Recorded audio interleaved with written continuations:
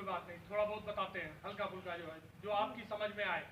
ठीक है, कोरोना एक वायरस है, एक ऐसा वायरस कहाँ से आया, कैसे आया, ये तो विवादित चीज़ है, इसके बारे में जानना जरूरी नहीं है। जरूरी ये है कि इसकी वजह से हुआ क्या है। कोरोना एक वायरस है जिसकी वजह से बीमारी फैली है। उस बीमारी को पूरे विश्व में महामारी घोषित की गई है। इसके लक्षण क्या है, ये जानना ज़्यादा जरूरी है।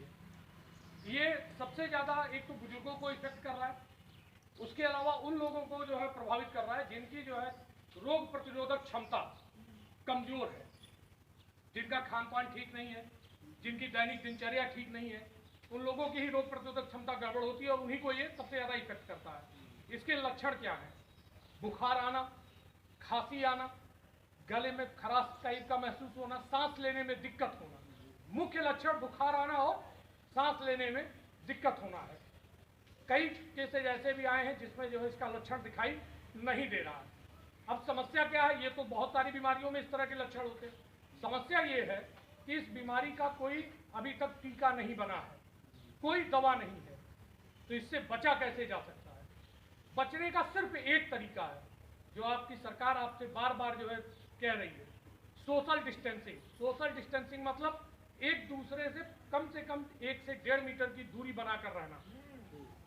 जब आप एक दूसरे से 1 से 1.5 मीटर की दूरी बना के रखेंगे तो उससे सबसे बड़ा फायदा ये होगा कि ये जो बीमारी है, ये छूने से, किसी के नज़दीक जाने पर खांसने से जो कण उसके ऊपर आ रहे हैं, छींकने की वजह से, या फिर कोई संक्रमित चीज छूने की वजह से, इन्हीं चीज़ों से फैलती है। सबसे ज़्यादा जाति किस चीज़ के माध्यम से अंदर है? आपके आँख, नाक और मुंह से। इसीलिए बार बार कहा जा रहा है कि आवश्यकता न हो तो आँख, नाक और मुंह को बार बार न छुएं, इसको छूने से बचें। इससे बचाव का तरीका, जब भी कहीं से आए बाहर से, आपको लगता है कि आप जो है किसी चीज़ को छुए हैं जो संक्रमित हो सकता है, तो आदत में डालिए, बार बार अपने हाथों को धुलिए, साबुन से धुलिए, और एक बार जब साबुन से धुलना शुरू करिए तो कम से कम 20 सेकंड तक अपने हाथ को धुलिए।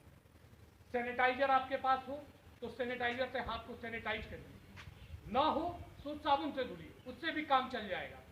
मास्क पहनिए, जो लगता है कि बीमार है उससे कोशिश करिए कि दूरी बना के रखिए, क्योंकि सिर्फ और सिर्फ इसी तरीके से आप बच सकते हैं। अभी इसकी कोई दवा नहीं बनी है। दवा न होने के कारण ये बहुत ज़्यादा घातक है। इसकी वजह से आज की डेट में पूरे विश्व में लाखों की संख्या में लोग संक्रमित हो चुके हैं और हजारों की संख्या में लोगों की मौत हो चुकी है। ये आंकड़ा, मरने वालों का आंकड़ा लगभग 1 लाख के करीब पहुंच रहा है। ये डराने के लिए नहीं बता रहा हूँ, ये इसलिए बता रहा हूँ ताकि आप इससे अवगत रहें, आपको जानकारी हो। जब जानकारी होगी तभी आप उससे बचाव कर सकते हैं। स्वयं भी सुरक्षित रहिए। आप सोशल डिस्टेंसिंग को अगर मेंटेन करते हैं तो उससे 3 लोगों का फायदा है, आपका, आपके परिवार का, आपके समाज का। जब हमारे पास, हमें पता है कि इसकी कोई दवा नहीं है, तो ये हमारी आपकी जिम्मेदारी बनती है कि हम आप इस चीज़ को फॉलो करें और फॉलो करके इसके हिसाब से सभी को सुरक्षित करें। ठीक है, जानकारी है। बाकी किसी को किसी तरह कोई